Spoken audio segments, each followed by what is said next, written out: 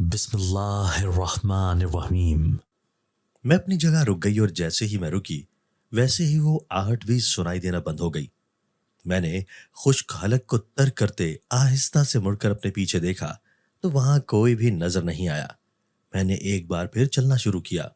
मेरे कान अब भी पीछे ही लगे हुए थे और इस बार भी जैसे ही मैंने चलना शुरू किया वैसे ही एक बार फिर किसी के चलने की आहट मुझे सुनाई देने लगी। अब तो मुझे यकीन हो गया था कि कोई ना कोई है जो मेरे पीछे पीछे आ रहा है। लेकिन हैरत की बात यह थी कि जैसे ही मैं अपने पीछे देखती थी मुझे कोई भी नजर नहीं आता था, लेकिन किसी की आहट मुझे मुसलसल सुनाई दे रही थी। एक बार फिर जैसे ही मुझे वो आहट सुनाई दी मैं झुंझुला कर मुड़ी और चीख कर कहा कि हिम्मत है तो सामने आओ। कौन हो तुम जो बुजदिलों की तरह मेरा पीछा कर रहे हो? मुझे लग रहा था वो कोई चोर है। तभी मैं इतने गुस्से से भड़क कर झुंझुला कर बोली थी, लेकिन मेरे बोलने पर भी जब कोई मेरे सामने नहीं आया तो मैं गुस्से से पलटी। लेकिन पलटते ही मेरी किसी से टक्कर हुई और मैं यूं उछलकर पीछे को गिरी जैसे मैं किसी पथरीली दीवार से टकरा गई हूं। मैंने अपना सर सहलाते हुए जैसे ही सर उठाकर सामने देखा तो मेरे मुंह से एक जोरदार चीख बुलंद हुई, क्योंकि मेरे सामने मेरा नाम हानि है और मेरी उम्र इस वक्त 20 साल है। मेरा पूरा नाम हुरुल ऐन है, लेकिन सब मुझे हानि ही कहते हैं। मेरे घर में टोटल 4 अफराद हैं। मेरे माँ बाप, मैं और मेरा छोटा भाई फराज। हम बस दो ही बहन भाई हैं और दादा दादी काफी अरसा पहले वफात पा चुके हैं। मेरा सगा बाप मेरी पैदाइश के कुछ साल बाद ही गुजर गया था, जिसके बाद मेरे ननिहाल वालों ने मेरी माँ की दूसरी शादी कर दी। मेरी माँ की उम्र उस वक्त 25 साल थी। अगर वो उनकी दूसरी शादी ना करवाते तो मेरी माँ अकेले इस मुआशरे में कैसे जीती? नाना नानी की वफात के बाद तो मेरे मामू ने भी उनसे मुंह मोड़ लिया था। दूसरे सौतेले बाप से मेरी 6 फुफ्फियां हैं, लेकिन 6 की 6 ही से मेरी बनती नहीं। वजह उनका मुझसे बिला वजह चिढ़ना और नफरत करना है। ऊपर ऊपर से वो मुझ पर सदकेवारी जाती, लेकिन पीठ पीछे मेरी बुराइयां करती नहीं थकती। मुझे उनकी नफरत की एक ही वजह समझ आती थी और वो ये कि मैं उनके भाई की सगी नहीं सौतेली औलाद हूं। और कोई इंसान चाहे कितना भी अच्छा क्यों ना हो सौतेली औलाद के लिए कम ज़र्फ़ ही साबित होता है और उसे कभी भी अपनी सगी औलाद जितनी मोहब्बत नहीं दे पाता। जैसे मीठी छुर्रियां होती हैं, वैसे ही बिल्कुल मेरी फुफ्फियां भी हैं, जो मुंह पर कुछ और पीठ पीछे कुछ हैं। वो कम ही हमारे यहाँ आती हैं और जब आती हैं तो कुछ ही दिन रुकती हैं। जब तक मेरे दूसरे दादा हयात थे तब तक वो अक्सर आती जाती रहती थीं, लेकिन चूंकि मेरे अब्बू इकलौते भाई थे और सिर्फ 6 बहनें थीं, तभी उनका मायका मेरे बाप का घर ही था। मेरी फुप्पियां तो बात की बात है, मेरे सौतेले बाप को भी मैं पसंद नहीं थी और वजह सिर्फ ये थी कि मैं उनकी सौतेली बेटी थी, जिसके लिए वो अपना ज़र्फ़ बुलंद नहीं कर पाए थे। मुझे एक-एक चीज़ के लिए तरसना पड़ता था। हर चीज़ को पाने के लिए पहले मुझे अपनी माँ के तरले मिन्नतें करनी पड़ती थीं। फिर मेरी माँ मेरे बाप से बात करती और कभी मेरी किस्मत अच्छी होती तो मनचाही चीज़ मिल जाती और किस्मत बुरी होती तो वो चीज़ रो-धो कर भी ना मिलती। माँ भी शौहर के हुक्म के ताबे थी। अगर उसका हुक्म ना मानती तो वो फिर मेरी माँ के साथ बुरा सलूक करता। सगा बाप नहीं था सर पर, सौतेला बाप था। तभी मुझे हर चीज के लिए अपने दिल को मारना पड़ता था। मैं अक्सर फराज, जो कि मेरा सौतेला भाई था, को हसरत और रश्क से देखा करती थी, जिसकी हर ख्वाहिश हर जरूरत बगैर उसके कहे पूरी कर दी जाती थी, क्योंकि वो मेरा सौतेला भाई था, जबकि मेरे सौतेले बाप का सगा बेटा था, जिसकी हर ख्वाहिश पूरी करना उस पर फर्ज था। मैंने बीए कर रखा था और बीए करने के बाद मैं घर में ही अपनी माँ का हाथ बटाया करती थी, जबकि मुझसे छोटा भाई फराज अभी इंटरमीडिएट में था। हम दोनों ही बेहद ज़हीन थे, तभी पढ़ाई में भी बहुत अच्छे थे, जिसकी वजह से हमारे माँ बाप को हमारे हवाले से कभी परेशानी नहीं हुई थी। मेरे सौतेले बाप को मेरा पढ़ना पसंद नहीं था, लेकिन मेरी माँ ने मेरे बाप को ये कहकर राजी कर लिया कि प्राइवेट ही इम्तहान दे लेगी। तभी मैंने घर बैठकर ही एफए और बीए के इम्तहान घर से तैयारी करके ही दिए थे। मेरी अम्मी हाउसवाइफ थी, जबकि अब्बू एक सरकारी टीचर थे। घर में ज्यादा काम तो नहीं होता था, तभी अम्मी अक्सर हमसायों के घर चली जाया करती थीं, क्योंकि हमसायों वाली आंटी से अम्मी की बहुत बनती थी। फराज और अब्बू दिन के 2 बजे तक घर आया करते थे। तब तक मैं और अम्मी घर में अकेले ही होते थे और जब अम्मी हमसायों के घर चली जाती तो मैं मजीद अकेली रह जाती। जिंदगी मामूल की तरह गुजरती जा रही थी। मैं सुबह के वक्त सारे काम काज निपटाने के बाद अक्सर कढ़ाई वगैरह कर लेती या टीवी देखती रहती। मेरे सगे बाप के वालिदैन यानी मेरे सगे दादा दादी अक्सर मुझसे मिलने आते रहते थे और मेरे लिए ढेर सारी चीजें भी लाते, जिन्हें देखकर मैं बेहद खुश होती। लेकिन वो हमेशा मेरे सौतेले बाप की गैर मौजूदगी में ही आते थे, क्योंकि मेरे सौतेले बाप को मेरे पहले बाप के वालिदैन का यहाँ आना बिल्कुल भी पसंद नहीं था। तभी वो लोग यहाँ आने में एहतियात बरतते थे। मुझे इस बात पर गुस्सा तो आता था, लेकिन मैं अपनी माँ की शक्ल देखकर चुप रह जाती, जो अपना दूसरा घर खराब नहीं करना चाहती थी। वो भी मजबूर ही थी, वरना कोई औरत चाहती है कि उसकी औलाद को बाप का प्यार न मिले। मेरे सौतेले बाप की निस्बत मेरा सौतेला भाई फराज मुझसे बेहद मोहब्बत करता था। उसने कभी मुझे इस बात का एहसास नहीं होने दिया था कि वो मेरा सौतेला भाई है। मजबूरी से ही सही, मगर हमारी जिंदगी जैसे तैसे करके गुजरे जा रही थी। ये आम दिनों सा ही एक आम दिन था। उस दिन सारे काम निपटाने के बाद मैं टीवी देख रही थी। मेरी माँ हमसायों के घर गई हुई थी और मुझे फरागत ही फरागत थी। तभी बाहर दरवाजे पर दस्तक हुई। मैंने जाकर दरवाजा खोला तो सामने ही मेरे दादा दादी खड़े थे, जिनके हाथ में काफी शॉपर्स थे, जिनमें यकीनन वो मेरे लिए ही कुछ लाए थे। मैं उनको देखकर खुश हो गई और उनसे सलाम करके अंदर ले आई। उन्हें चाय पानी पिलाया और फिर उनसे बातें करने लगी। वो मेरे लिए कपड़े और जूते वगैरह लेकर आए थे, जो मुझे बेहद पसंद आए थे। मैं काफी देर उनके पास बैठी उनसे बातें करती रही और फिर उनके लिए दोपहर का खाना बनाने की तैयारी करने लगी। लेकिन अभी मैंने किचन में कदम रखा ही था कि दरवाजे पर दस्तक हुई। मुझे लगा अम्मी हमसायों के घर से वापस आ गई हैं। इसीलिए मैं तेजी से दरवाजे की जाने बढ़ी, ताकि अम्मी भी दादा दादी से मिल लें।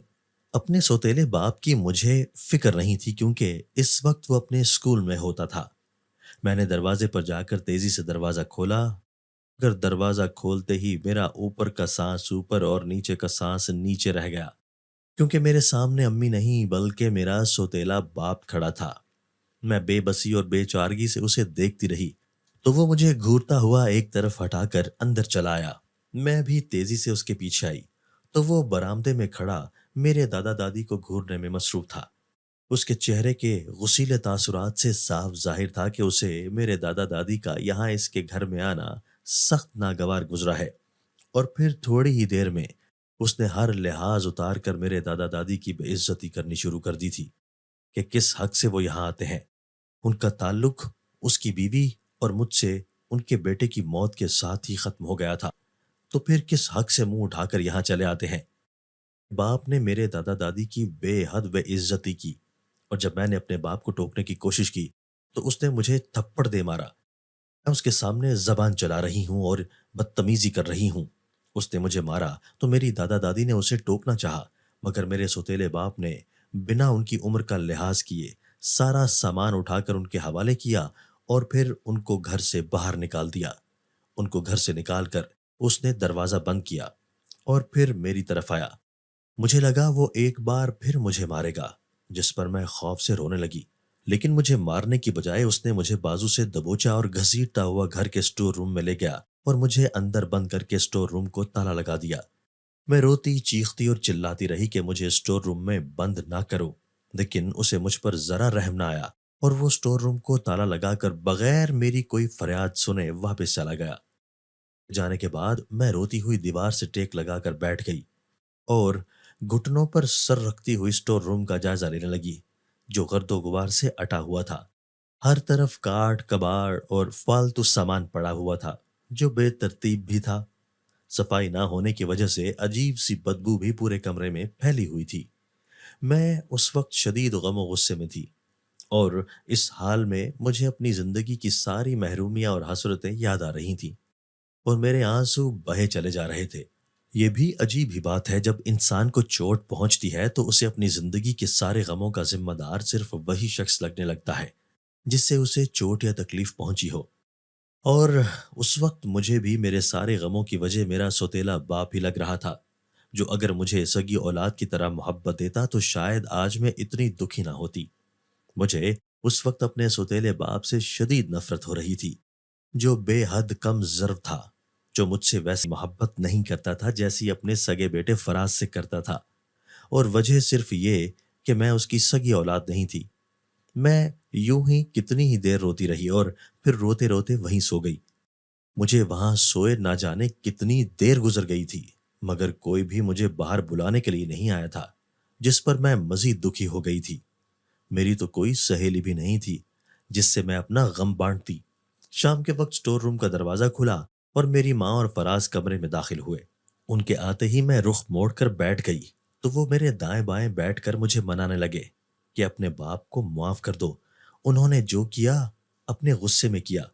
وہ مرد ہیں جن کو اپنی انا بے حد عزیز ہے، اور اپنی انا کی خاطر وہ کسی کو بھی بے عزت کر سکتے ہیں۔ وہ دونوں کچھ دیر میرا دل بہلاتے اور مجھے منانے کی کوشش کرتے رہے، جس پر میں ان کو اپنے سوتیلے باپ کی شکایتیں لگاتی رہی کہ کیسے اس نے میرے دادا دادی کو بے عزت کیا اور پھر مجھے مارا بھی، جس پر میرا سوتیلا بھائی فراز اور ماں ان کی طرف سے مجھ سے معافی مانگنے لگے، جس پر میں کچھ ناز نخروں کے بعد مان گئی اور ان کے ساتھ باہر آ گئی۔ باہر آنے کے بعد میں نے رات کا کھانا کھایا اور پھر سونے کے لیے اپنے کمرے میں چلی گئی۔ اس بیچ میں نے اپنے باپ کی طرف نہ نگاہ اٹھا کر دیکھا تھا، نہ ہی اس سے بات کرنے کی کوشش کی تھی، لیکن کن اکھیوں سے محسوس کیا تھا کہ میرا باپ مجھے وقتاً فوقتاً گھورتا رہا تھا، اور اس کی نظروں اور چہرے پر میرے لیے کافی غصہ تھا، جسے میں نے سرے سے نظر انداز کیا تھا۔ اور پھر کھانا کھانے کے بعد میں اپنے کمرے میں آتی جلد ہی سونے کے لیے لیٹ گئی تھی، کیونکہ زیادہ دیر رونے کی وجہ سے میرا دماغ اور آنکھیں بوجھل ہو رہی تھیں۔ بستر پر لیٹتے ہی میری آنکھ لگ گئی تھی اور میں گہری نیند میں ڈوب گئی تھی۔ یہ تقریباً 1 بجے کا وقت تھا جب میری آنکھ نامانوس سی آہٹ سے کھلی۔ مسلسل کہیں ٹھک ٹھک ہو رہی تھی، جس کی وجہ سے میری نیند کھلی تھی۔ میں نے بوجھل ہوتے ہوئے سر کو دباتے اٹھ کر بیٹھتے ادھر ادھر دیکھا تو میرے کمرے میں کوئی نظر نہیں آیا۔ کمرے کی کھڑکی کھلی ہوئی تھی، جس کے سفید پردے باہر چل رہی ہوا کی وجہ سے پھڑ پھڑا رہے تھے۔ میں ان کو بند کرنے کی غرض سے اٹھی کہ تبھی اچانک دروازہ چرر کی آواز سے کھلا۔ میں نے تیزی سے پلٹ کر دیکھا تو مجھے ایک سایہ سا باہر کی طرف جاتا محسوس ہوا۔ مجھے ڈر لگا کہ کہیں کوئی چور نہ گھر میں گھس آیا ہو۔ میں نے تیزی سے باہر کی طرف قدم بڑھائے۔ کمرے سے باہر نکلتے ہوئے میں نے سٹینڈ پر رکھا گلدان اٹھا لیا تھا۔ گلدان کے پھول میں نے نکال کر باہر رکھ دیے تھے۔ میں نے باہر آ کر ادھر ادھر دیکھا تو باہر کوئی بھی نہیں تھا، لیکن میری نگاہ سٹور روم کی جانب اٹھی، جہاں مجھے دیوار پر ایک سایہ نظر آ رہا تھا۔ میں تیزی سے اس جانب بڑھی، لیکن تبھی مجھے اپنے پیچھے آہٹ محسوس ہوئی، جسے کوئی میرے پیچھے قدم اٹھا رہا ہو۔ میں اپنی جگہ رک گئی اور جیسے ہی میں رکی ویسے ہی وہ آہٹ بھی سنائی دینا بند ہو گئی۔ میں نے خشک حلق کو تر کرتے ہوئے آہستہ سے مڑ کر اپنے پیچھے دیکھا تو وہاں کوئی بھی نظر نہیں آیا۔ میں نے ایک بار پھر چلنا شروع کیا۔ میرے کان اب بھی پیچھے ہی لگے ہوئے تھے کہ اب بھی میں چلوں گی تو مجھے وہ آہٹ سنائی دے گی، اور اس بار بھی جیسے ہی میں نے چلنا شروع کیا ویسے ہی ایک بار پھر کسی کے چلنے کی آہٹ مجھے سنائی دینے لگی۔ اب تو مجھے پکا یقین ہو گیا تھا کہ کوئی نہ کوئی ہے جو میرے پیچھے پیچھے آ رہا ہے، لیکن حیرت کی بات یہ تھی کہ جیسے ہی میں اپنے پیچھے دیکھتی تھی مجھے کوئی بھی نظر نہیں آتا تھا، لیکن کسی کی آہٹ مجھے مسلسل سنائی دے رہی تھی۔ ایک بار پھر جیسے ہی مجھے وہ آہٹ سنائی دی میں جھنجھلا کر مڑی اور چیخ کر کہا کہ ہمت ہے تو سامنے آؤ، کون ہو تم جو بزدلوں کی طرح میرا پیچھا کر رہے ہو؟ مجھے لگ رہا تھا وہ کوئی چور ہے، تبھی میں اتنے غصے سے بھڑک کر اور جھنجھلا کر بولی تھی، لیکن میرے بولنے پر بھی جب کوئی میرے سامنے نہیں آیا تو میں غصے سے پلٹی، لیکن پلٹتے ہی میری کسی سے ٹکر ہوئی اور میں یوں اچھل کر پیچھے کو گری جیسے میں کسی پتھریلی دیوار سے ٹکرا گئی ہوں۔ میرے ہاتھ سے گلدان چھوٹ کر نیچے جا گرا تھا، جس سے ایک زوردار آواز پورے گھر میں گونجتی گھر کی خاموشی کو ختم کر گئی تھی۔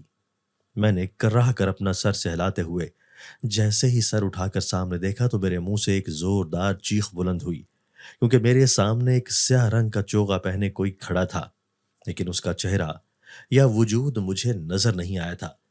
صرف کالا چوغا ہی تھا جو ہوا میں آدمی کی طرح کھڑا نظر آ رہا تھا، جیسے اس میں کوئی آدمی ہو، مگر اس میں کوئی بھی نہیں بلکہ چوغا ہی تھا جو آدمی کی طرح کھڑا تھا، لیکن وہ کوئی آدمی نہیں تھا۔ اتنا حیرت انگیز اور عجیب منظر دیکھ کر میرے حلق سے نہ رکنے والا چیخوں کا سلسلہ شروع ہو گیا۔ میرے چاہتے ہی وہ میرے قریب آیا اور میرے منہ کی طرف ہاتھ بڑھانے لگا، لیکن تبھی میں نے اسے دھکا دیا اور اس سے بچ کر اٹھ کر بھاگنے لگی، لیکن تبھی اس نے مجھے ٹانگ سے پکڑ کر اپنی طرف گھسیٹا، جس سے میں اس کے سینے سے جا کر ٹکرائی۔ اس سے پہلے کہ میں خود کو اس سے چھڑوا پاتی، اس کے چوغے میں اس کی شکل واضح ہونے لگی، اور اس کی شکل واضح ہوتے ہی میری ایک بار پھر چیخ نکل گئی اور میں ایک بار پھر رونے لگی، کیونکہ وہ بہت کریہ شکل لگتا تھا۔ اس کی سفید رنگ کی بڑی بڑی آنکھیں تھیں جو کہ حد درجہ سرخ ہو رہی تھیں۔ اس کے سر پر دو سینگ تھے جو لال رنگ کے اور نوکیلے تھے۔ اس کے چہرے کا رنگ گہرا سیاہ تھا اور جلد پھٹی ہوئی، جس میں جگہ جگہ دراڑیں پڑی ہوئی تھیں اور جن سے آگ کے شعلے بلند ہو رہے تھے۔ اچانک اس نے اپنا ہاتھ اٹھا کر میرے گال پر رکھا تو میرے گال جھلسنے لگے۔ گالوں سے ہوتی ہوئی تپش میرے پورے جسم میں پھیلنے لگی، جس سے مجھے اپنا پورا وجود جلتا ہوا محسوس ہوا۔ میں اونچی اونچی چیخنے لگی کیونکہ اس کے چھونے سے مجھے تکلیف ہو رہی تھی۔ میری چیخوں کا ہی اثر تھا کہ میری ماں، بھائی اور سوتیلا باپ اپنے کمروں سے نکل آئے، اور جیسے ہی وہ اپنے اپنے کمروں سے نکل کر میری طرف بڑھے، وہ عجیب سا خوفناک آدمی مجھے تیزی سے چھوڑتا اچانک غائب ہو گیا۔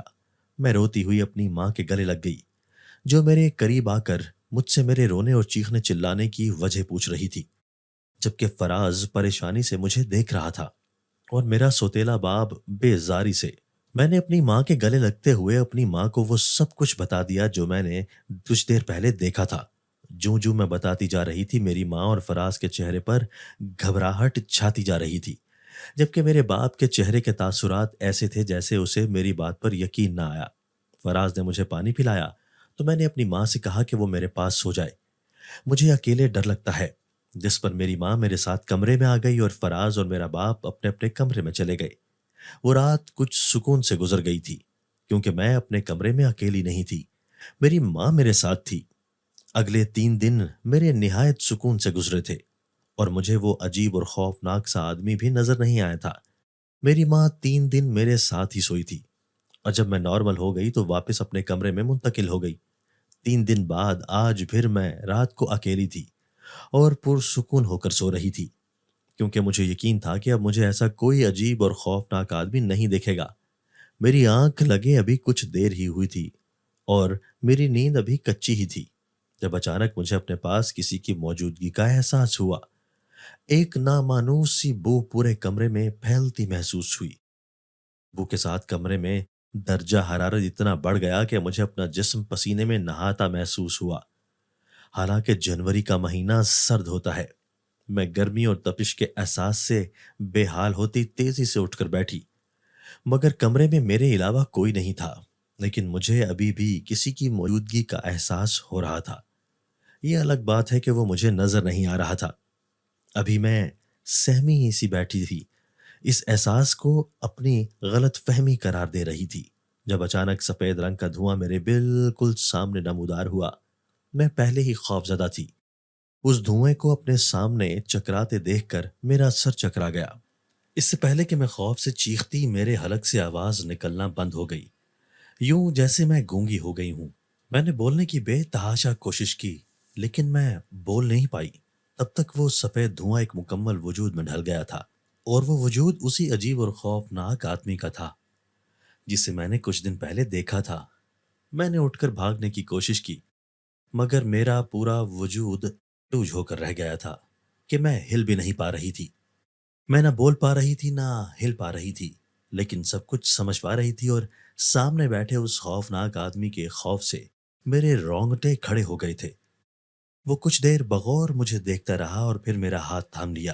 اس کے ہاتھ تھامتے ہی میرا پورا جسم شدید تپنے لگا تھا، جس سے مجھے تکلیف ہونے لگی تھی، لیکن مجھ میں اتنی ہمت بھی نہیں تھی کہ خود کو چھڑوا پاتی، کیونکہ اس نے میرا جسم مفلوج کر رکھا تھا۔ لیکن میری آنکھوں سے متواتر آنسو بہہ رہے تھے۔ مجھے خود سے ڈرتا دیکھ کر اور روتا دیکھ کر اس نے میرا ہاتھ تھپ تھپایا اور کہا کہ مجھ سے ڈرو مت، میں تمہیں کوئی نقصان نہیں پہنچاؤں گا۔ میں نے کچھ بولنے کی کوشش کی مگر ناکام رہی۔ تبھی اس نے کہا کہ میں نے تمہارے بولنے کی حس مفلوج کر دی ہے، کیونکہ اگر میں ایسا نہ کرتا تو تم چیخ چیخ کر سب کو اکٹھا کر دیتی اور میں تم سے بات نہ کر پاتا۔ اس کی بات سن کر میں پلکیں جھپکنے لگی کہ بات تو اس کی سچ ہی تھی۔ وہ پھر بولا کہ میں ایک جنزات ہوں اور مجھے تم سے محبت ہو گئی ہے۔ میں یہاں تمہارے گھر کے اسٹور روم میں رہتا ہوں جہاں تم اس دن گئی تھی۔ میرا وہاں ٹھکانہ ہے کیونکہ وہاں تم میں سے کوئی نہیں آتا، نہ ہی مجھے وہاں کسی سے کوئی خطرہ ہے۔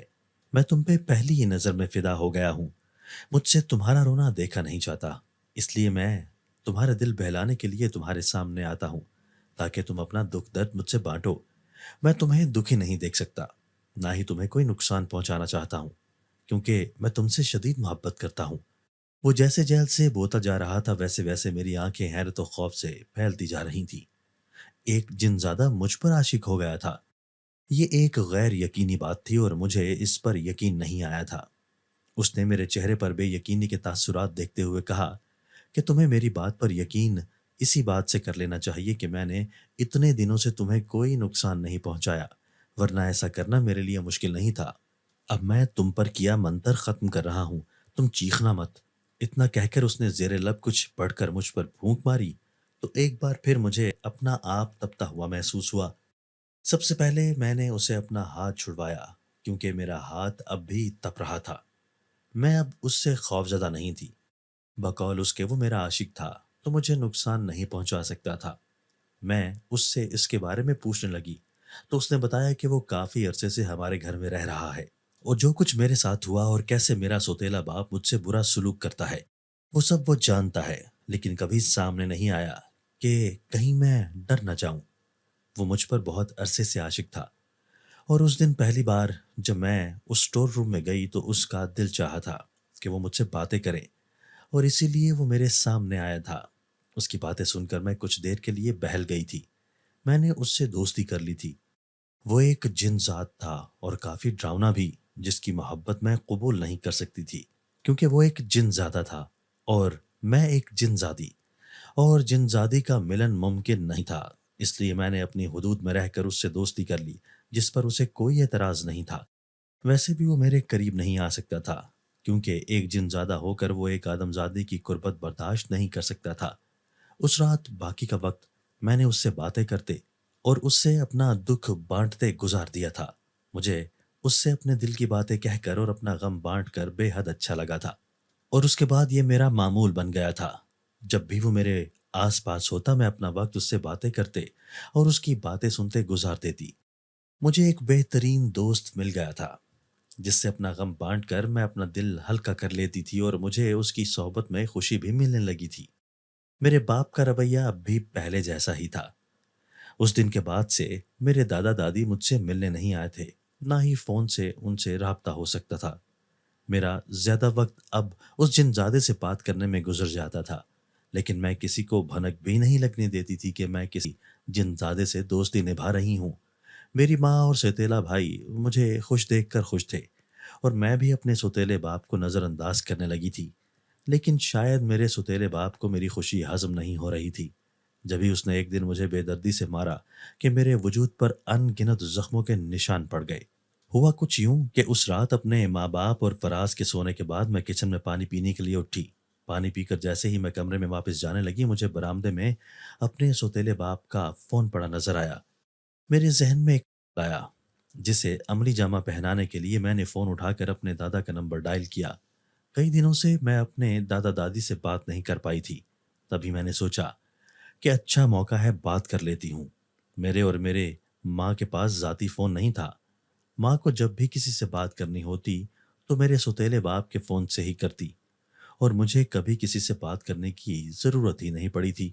دوسری طرف سے فون میرے سگے چچا کے بیٹے نے اٹھایا تھا جس سے میں کم ہی ملی تھی۔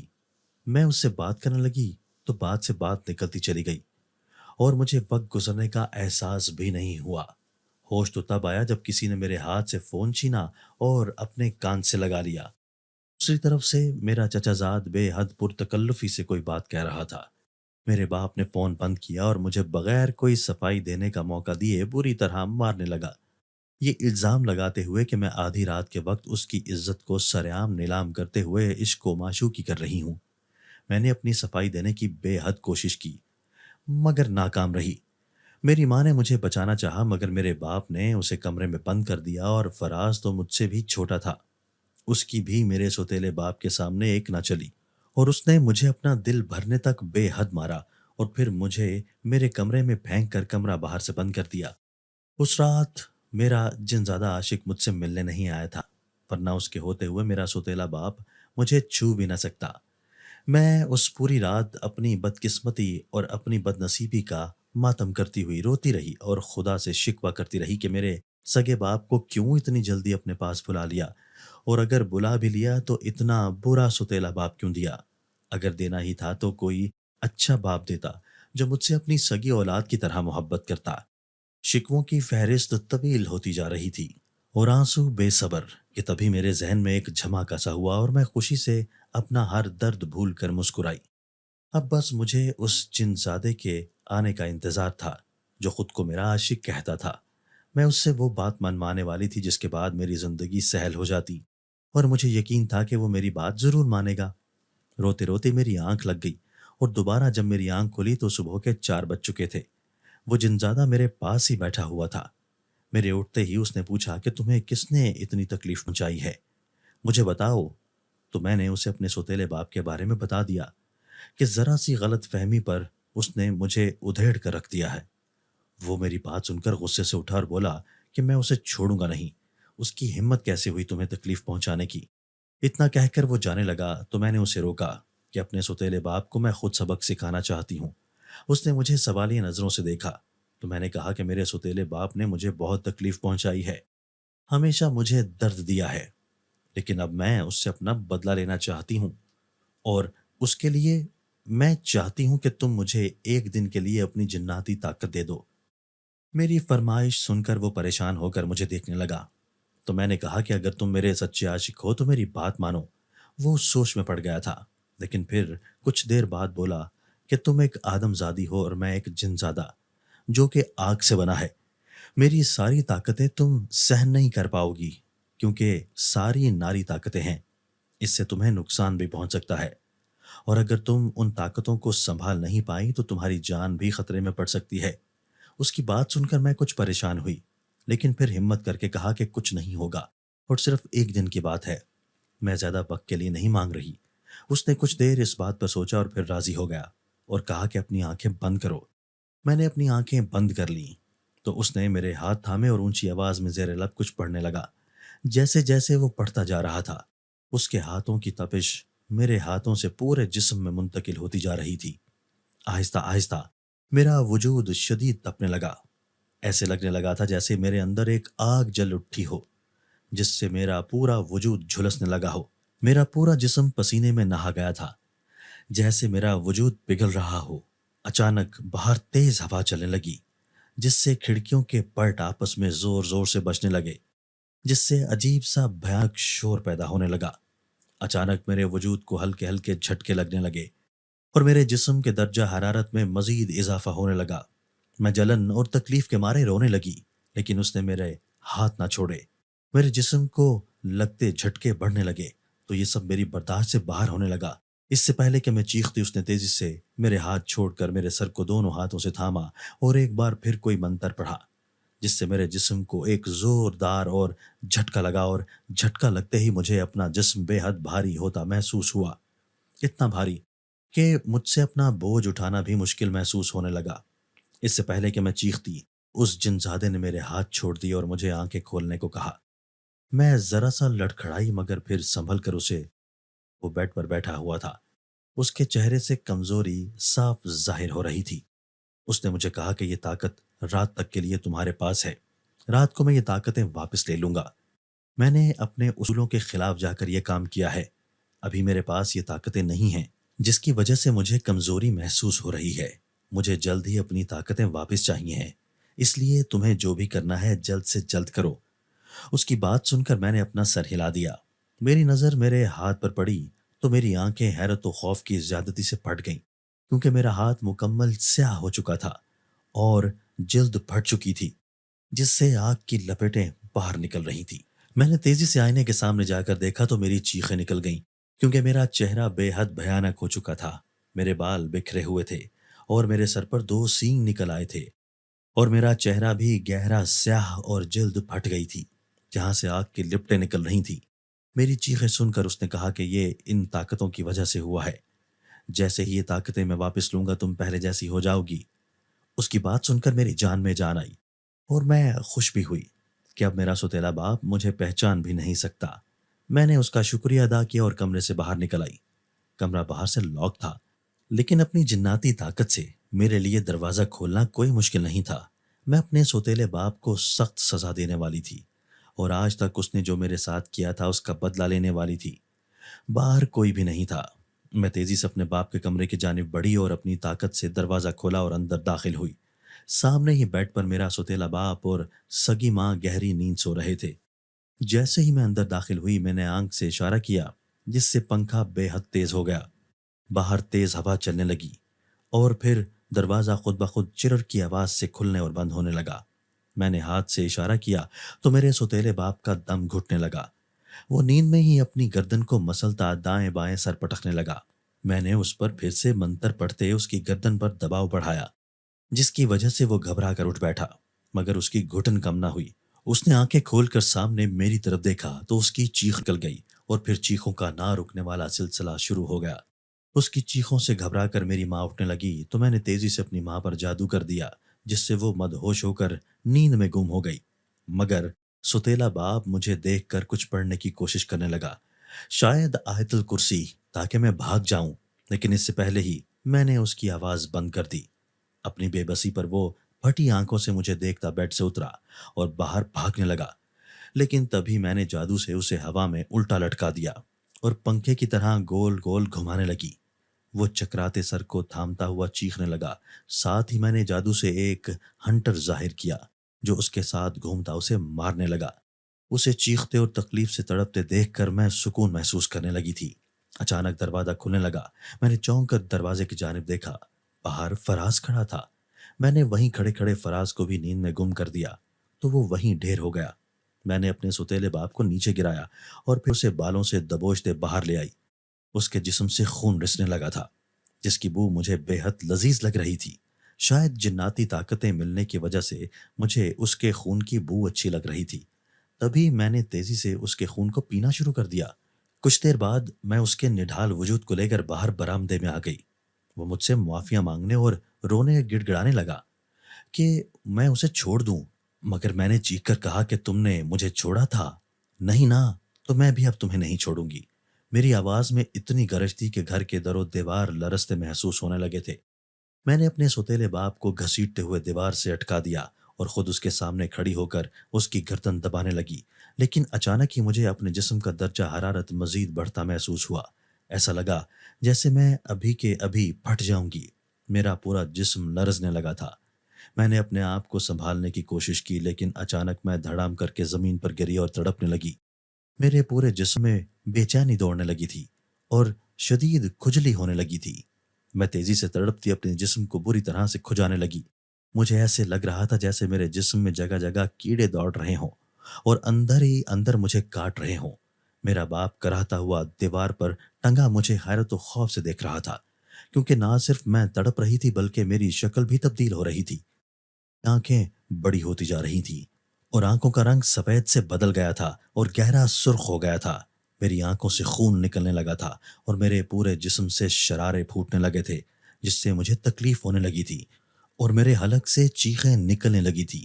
مجھے ایسا لگ رہا تھا جیسے میرا آخری وقت آ گیا ہو۔ یہ طاقتیں شاید میرے کنٹرول سے باہر ہوتی جا رہی تھیں۔ مجھے اس جن زادے کی باتیں یاد آئیں جس نے کہا تھا کہ یہ جناتی طاقتیں ہیں اور میں ایک آدم زادی ہو کر شاید ان کو کنٹرول نہ کر پاؤں، لیکن تب میں نے اس کی بات نہیں مانی تھی بلکہ بدلے کی آگ میں اندھی ہو گئی تھی۔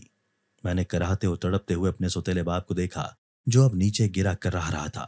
شاید اس پر سے جادو کا اثر ختم ہو رہا تھا۔ میں تیزی سے اٹھ کر لڑکھڑاتی ہوئی اپنے کمرے کی جانب لپکی تاکہ اس جن دادے سے کہہ کر اسے اس کی طاقتیں واپس کر سکوں۔ تکلیف اور درد سے میرا برا حال تھا اور میں جلد از جلد اس مصیبت سے چھٹکارا پانا چاہتی تھی جس کو میں نے خود مول لے لیا تھا۔ میں جیسے ہی تڑپتی ہوئی اپنے کمرے میں داخل ہوئی تو میرا دل دھک سے رہ گیا، کیونکہ سامنے پڑا میرا بیڈ خالی تھا۔ وہاں ہلکی ہلکی سی راکھ پڑی ہوئی تھی، جبکہ وہ جن زیادہ وہاں کہیں بھی نہیں تھا۔ میں لڑکھڑاتی ہوئی پورے کمرے میں اسے ڈھونڈنے لگی، لیکن وہ کہیں نہیں تھا۔ تکلیف سے لرزتے تڑپتے اور چلاتے مجھے سمجھ نہیں آ رہا تھا کیا کروں۔ تبھی میں نے تیزی سے چٹکی بجائی تو میرا جسم چوغے میں ملبوس ہو گیا۔ اس کی بڑی سی ٹوپی اور لباس سے خود کو مکمل چھپاتی میں تیزی سے گھر سے باہر نکلی اور لڑکھڑاتے ہوئے رکشہ ڈھونڈنے لگی۔ رکشے والا جلد ہی مل گیا تھا۔ میں نے اسے کچھ پہنچے ہوئے عامل بابا کے پاس پہنچنے کا کہا، کیونکہ مجھے فقط ایک ہی حل نظر آ رہا تھا جس کے ذریعے میں ان جناتی طاقتوں سے چھٹکارا حاصل کر سکتی تھی۔ رکشے والا میری بھاری مردانہ ٹائپ آواز سن کر اور میرے سیاہ ہاتھ دیکھ کر چونکا، مگر کہا کچھ نہیں۔ آدھے گھنٹے میں وہ مجھے ایک عامل بابا کے آستانے پر لے گیا۔ میں نے اسے کرایہ ادا کیا اور اندر کی جانب بڑھی۔ میرے پورے جسم میں کمزوری چھانے لگی تھی۔ ایسا لگ رہا تھا جیسے میرے جسم میں چیونٹیاں دوڑ رہی ہوں۔ میں نے اپنے ہاتھوں کو دیکھا جس سے مٹی جھڑنے لگی تھی۔ میری آنکھیں حیرت و خوف سے پھیل گئیں کیونکہ میرے ہاتھ آہستہ آہستہ کر کے جھڑ رہے تھے۔ اگر یہی صورتحال رہتی تو جلد ہی میرے ہاتھ مٹی ہو کر ختم ہو جاتے اور میں کچھ بھی نہ کر پاتی۔ میں نے تیزی سے عامل بابا کے آستانے کے اندر آ کر چاروں طرف نظر دوڑائی تو مجھے ہر طرف کوئی نہ کوئی مرید نظر آ رہا تھا۔ ایک آدمی سے پوچھ کر میں لڑکھڑاتے ہوئے اندر عامل بابا کے کمرے کے اندر داخل ہوئی اور اندر داخل ہوتے ہی میرے جسم سے طاقت ختم ہوئی اور میں دھڑام کر کے فرش پر جا گری، جس سے میرا چوغا میرے چہرے سے ہٹا اور میرے بازو بھی نظر آنے لگے، جسے دیکھ کر وہاں موجود سبھی لوگ چیخے مارتے ہوئے وہاں سے باہر بھاگ گئے۔ عامل بابا نے چونک کر مجھے دیکھا اور اپنی جگہ سے اٹھ کر میرے پاس آ کر بیٹھ گیا اور میرا جائزہ لینے لگا۔ میرے ہاتھوں کے ساتھ ساتھ اب میرے بازوؤں اور چہرے سے بھی مٹی جھڑنے لگی تھی۔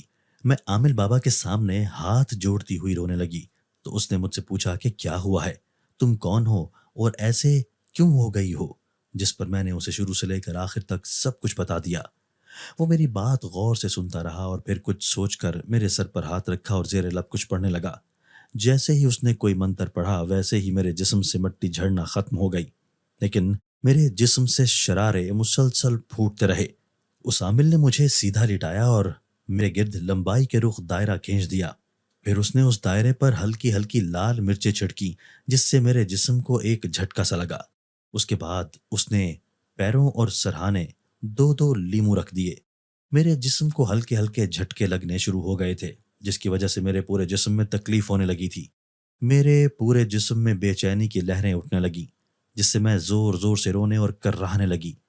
میں اپنی نادانی میں مرنے کے قریب پہنچ گئی تھی۔ اگر میں ایسا نہ کرتی تو آج میں ٹھیک ٹھاک ہوتی۔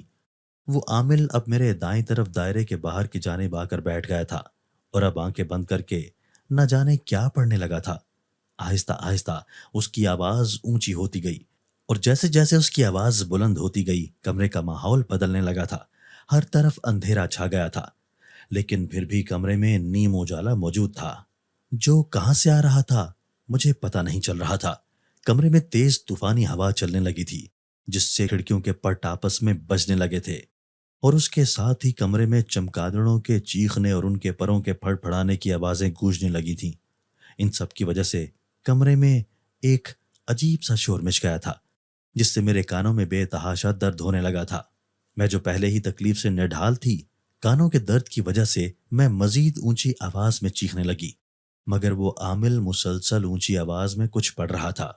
میں دائرے کے اندر ہی مچل رہی تھی جب اچانک کمرے میں میرے دائرے کے اوپر سیاہ اور سفید رنگ کا دھواں چکرانے لگا۔ وہ دھواں میرے وجود کو چھو نہیں پا رہا تھا۔ کچھ ہی دیر میں سیاہ اور سفید دھواں آپس میں مل گیا اور گہرے سرمئی رنگ کے دھوئیں میں تبدیل ہوتا میرے گرد کھینچے گئے دائرے سے کچھ فاصلے پر میرے برابر میں لیٹ گیا۔ میرے دیکھتے ہی دیکھتے وہ دھواں ایک وجود میں بدل گیا اور وہ وجود اسی جنزادے کا تھا جس کی جناتی طاقتیں میرے پاس تھیں۔ میں اسے دیکھ کر مزید رونے لگی کیونکہ اس کا وجود بھی خاصا بگڑ چکا تھا۔ چہرہ پہلے سے بھی زیادہ قریح ہو چکا تھا اور اس کے وجود کو بھی میری طرح ہلکے ہلکے جھٹکے لگ رہے تھے۔ وہ گہرے گہرے سانس بھر رہا تھا جیسے اسے سانس لینے میں مسئلہ ہو رہا ہو۔ میں نے اپنا رخ سامنے کی طرف کر لیا، تبھی اس عامل نے اچانک مور کے پنکھوں کے جھاڑ اٹھائے اور ہم دونوں کے اوپر پھیرنے لگا۔ اچانک میرے اور اس جنزادے کے وجود کو ایک زوردار جھٹکا لگا اور پورے کمرے میں ہمارے منہ سے نکلنے والی چیخیں گونجنے لگیں۔ کچھ ہی دیر میں ہمارے منہ سے نکلنے والی چیخوں کا سلسلہ تھما تو محسوس ہوا جیسے میں نارمل ہو گئی ہوں۔ میں نے اٹھ کر بیٹھتے خود کا جائزہ لیا تو گہرا سکون بھرا سانس لیا کیونکہ میں نارمل ہو چکی تھی۔ وہ جن زیادہ بھی نارمل ہو گیا تھا۔ میں نے اٹھ کر عامل کا شکریہ ادا کیا تو اس نے ہم دونوں سے کہا کہ تم قدرت کے اصولوں کے خلاف گئے ہو۔ تم اگر وقت پر یہاں نہ آتی تو تمہارا وجود حد سے زیادہ تپنے سے پھٹ جاتا اور تم دونوں مر جاتے۔ آج یہ غلطی کر لی ہے، آئندہ مت کرنا۔ اور اس جنزادے کو میں اس کی دنیا میں واپس بھیج رہا ہوں، جس کے بعد یہ کبھی اس دنیا میں واپس نہیں آ سکے گا۔ عامل کی بات پر ہم دونوں نے سر جھکائے۔